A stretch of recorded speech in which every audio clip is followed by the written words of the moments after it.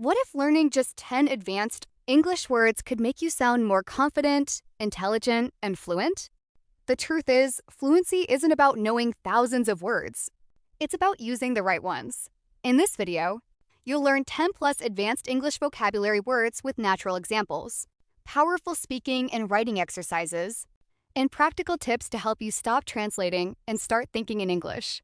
By the end of this lesson, you'll know how to express your thoughts, emotions, and ideas with clarity, confidence, and elegance. So grab a notebook, repeat every word aloud, and let's take your English to the next level. Section 1. Emotional vocabulary. 1. Melancholy.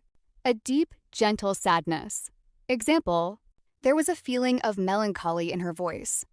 Instead of saying, I feel sad, say, I'm feeling a little melancholy today.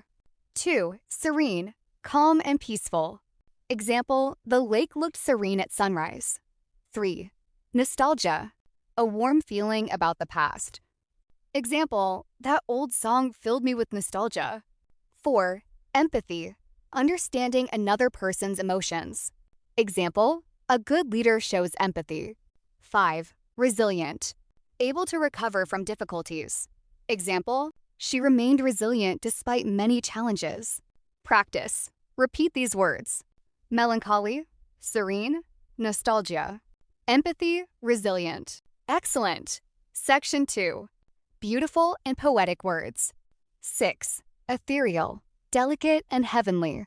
Example, the moonlight gave the forest an ethereal beauty. 7. Luminous, radiating light. Example, her smile was luminous. 8. Tranquil, peaceful. Example, they spent the evening in a tranquil garden. 9. Enchanting, very attractive or magical. Example, the village was enchanting. 10. Radiant, glowing with happiness. Example, she looked radiant on her wedding day. Speaking exercise. Instead of, the place was nice, say, the place was enchanting and tranquil. See the difference? Advanced vocabulary creates stronger images. Great job! You've just learned 20 advanced English words that can make your English sound more natural and confident. Now it's your turn. Choose 5 words, use them in your own sentences, and practice them every day. If you found this lesson helpful, don't forget to like, subscribe, and join me for the next part of this series.